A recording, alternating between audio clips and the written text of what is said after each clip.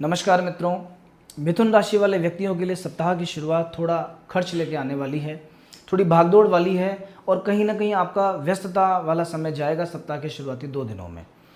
तो देखिए, हम एक बार फिर से आपके लिए लेकर आए हैं साप्ताहिक राशिफल। 23 से 29 तारीख के बीच में आपका समय कैसे जाएगा, इस पर हम चर्चा करेंगे।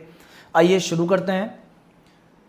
सबसे पहले सप्ताह की शुरुआत 23 और 24 तारीख को, जब चंद्रदेव द्वादश भाव में 12वें घर में वृषभ राशि में उच्च राशि में विद्यमान रहेंगे, तो कहीं ना कहीं 12वें घर से जुड़े जो फल हैं वो उच्च मात्रा में आपको मिलेंगे। 12वां घर होता है खर्चे का घर, होता है यात्रा का घर होता है। तो आप ये मान के चलिए, सप्ताह की शुरुआत सोमवार और मंगलवार के दिन अनएक्सपेक्टेड कोई खर्चा हो सकता है।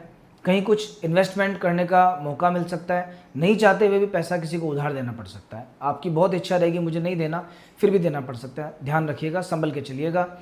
ये 2 दिन यात्रा के भी दिन हैं। कहीं किसी यात्रा पे आपको जाना पड़ सकता है जहाँ पे आपकी जाने की इच्छा नहीं हो।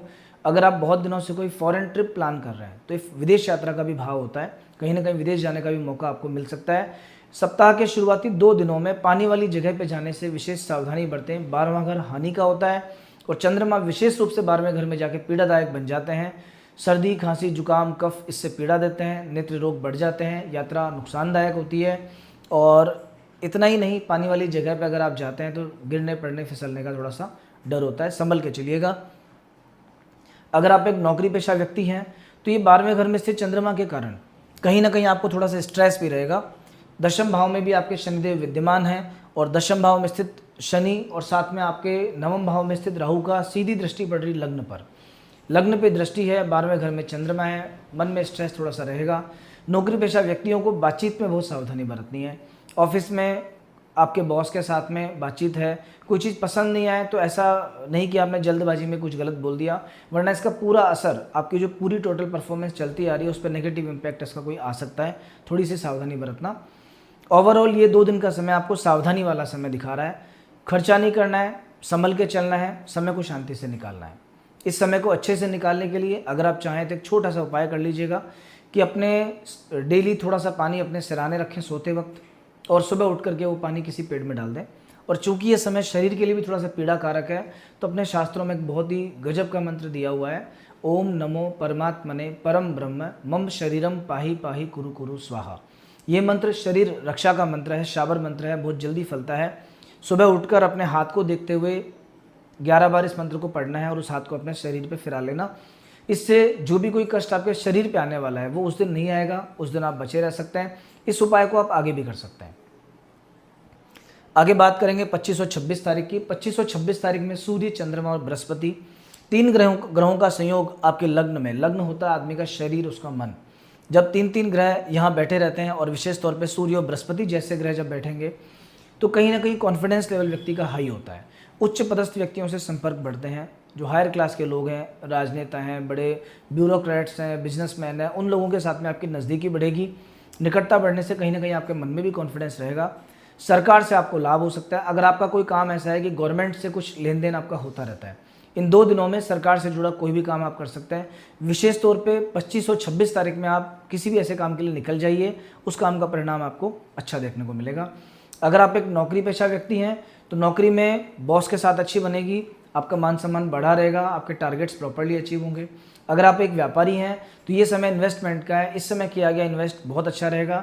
डे टू डे लाइफ में जो भी प्रॉफिट आपको निकल के आता है वो प्रॉफिट अभी थोड़ा सा आपको ज़्यादा मिलेगा। जो लोग शेयर मार्केट में इन्वेस्ट करते हैं उनको इस समय इन्वेस्टमेंट करने की सलाह दी जाती है। एक कारण और भी है इसका, इस समय अभी एकादश भाव में शुक्रदेव विराजमान है, पंचम भाव पे स्वराशि दृष्टि है और विशेष तौर पे लग्न में गज केसरी योग का निर्माण हो रहा है। तो कहीं ना कहीं ये समय पैसा इन्वेस्टमेंट करने के हिसाब से भी बहुत अच्छा है। इधर धन के स्थान में भी बुध ग्रह विराजमान है, तो धन में बुध होना मतलब ये समय इन्वेस्टमेंट का टाइम है। इस समय किया गया इन्वेस्टमेंट आपको आगे फल देगा। एक चीज़ का और ध्यान रखना पड़ेगा जरा सा आपको कि ऐसे लोग जो उम्र में आपसे छोटे हैं, इन 2 दिनों में उन लोगों के साथ में कोई व्यापार व्यवहार, पैसा उधार देना, ऐसा कुछ मत कर लेना, वो नुकसान दे सकता है। इसके बाद बात करेंगे 27 और 28 तारीख की। 27-28 तारीख में कर्क राशि में चंद्रमा विराजमान है बुध ग्रह के साथ। हालांकि सूर्य से बहुत अधिक नज़दीकी होने के कारण चंद्रमा क्षीण स्थिति में है। क्षीण चंद्रमा की कैलकुलेशन पाप ग्रह के रूप में की गई है। सामान्य तौर पे चंद्रमा एक शुभ ग्रह है, लेकिन जब क्षीण हो जाते हैं, अमावस के नज़दीक होते हैं, उसको पाप ग्रह मान लिया जाता है। बुध के साथ में चंद्रमा की स्थिति कुछ मानसिक परेशानियां क्रिएट करेगी। बुद्धि बहुत ज़्यादा काम करने लगेगी, बहुत ज़्यादा ओवर थिंकिंग की वजह से कुछ प्रॉब्लम्स आ सकती हैं।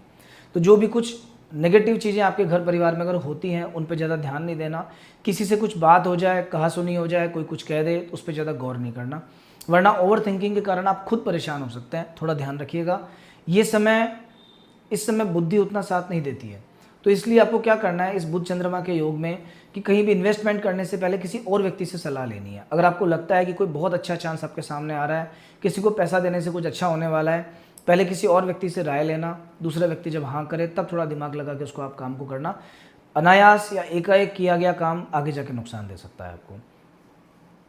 भाग्य की दृष्टि से इस समय ठीक है। जो आपका संचित धन है उसमें कुछ कमी नहीं आने वाली है। पैसा जो जोड़ा है आपने वो एकदम सुरक्षित रहेगा। बीमारी परेशानी उस तरफ से कोई दिक्कत नहीं है, बस थोड़ा सा ओवर थिंकिंग रहेगी, नींद की समस्या हो सकती है, व्यस्तता थोड़ी सी ज़्यादा रह सकती है। इस सप्ताह का जो अंतिम दिवस है 29 तारीख का जो दिन है, इस दिन आपको चंद्रमा, केतु और मंगल इन 3 ग्रहों का एक साथ योग बनेगा तृतीय भाव में। तृतीय भाव में सिंह राशि के साथ में शनि का षष्ठक योग भी बन रहा है। ये समय आपके छोटे भाइयों के लिए ज़्यादा अच्छा नहीं है। आप एक मिथुन राशि के जातक हैं और आपको छोटा भाई या बहन है, तो इस सप्ताह के अंत में थोड़ा सा ध्यान रखिएगा। किसी तरह की चोट लगने का डर है, उनसे रिश्ते खराब होने का डर है, उनसे जुड़ा कोई खराब समाचार आने का डर है।